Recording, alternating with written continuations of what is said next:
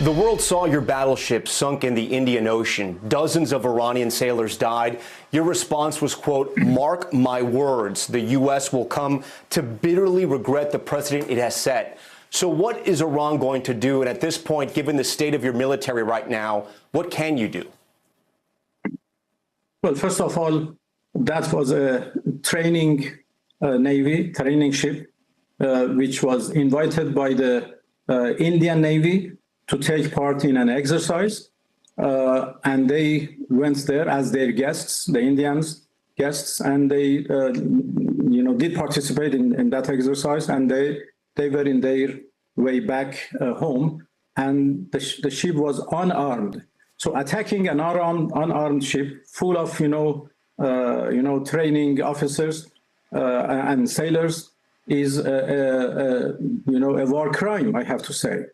The U.S. says it controls the skies, that Iran's ballistic missile attacks have dropped more than 80%.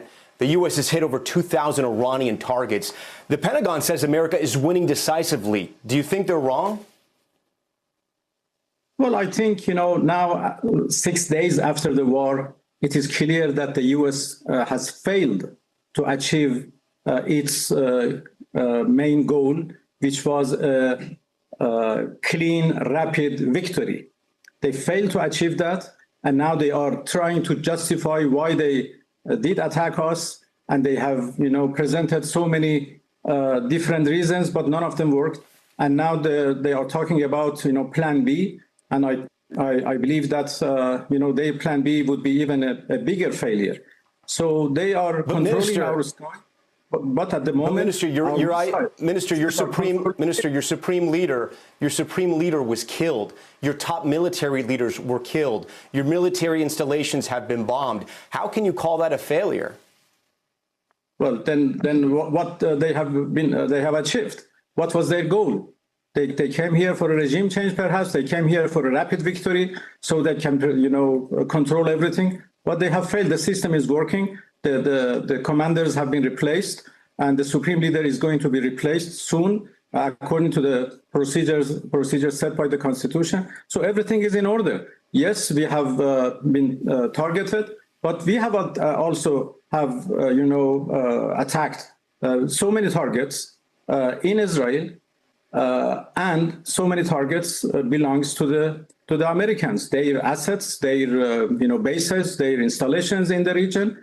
And, they have not been able to prevent those attacks. Our missiles are still working. Our missiles are still in place and hitting their targets in a very precise manner.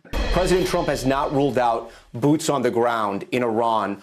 Are you afraid of a U.S. invasion in your country? No, we are waiting for them. You are waiting for the U.S. military to invade, the ground troops? Yes, because we are confident that we can confront them, and that would be a big disaster for them. So you're saying that Iran is ready and willing to take on the U.S. military if there were to be ground troops? Well, we were ready for this war even more than the previous war. So you can see, the quality of our missiles, how much they are upgraded after the last war, because we learned lots of lessons. And we are prepared for any other eventuality, even, a ground invasion. So our soldiers are prepared for any scenario. When I said that we are waiting for them, it didn't mean that we are waiting for continuation of the war. No, but we have prepared ourselves to confront with any scenario, with any eventuality, any possibility, and we know that we can handle that. Are your allies Russia and China helping you? Well, they are supporting us politically and otherwise. Are they supporting you militarily? Well, military cooperation between Iran and Russia is not a secret. We have worked with each other in the past, and that has continued, and will continue, I guess.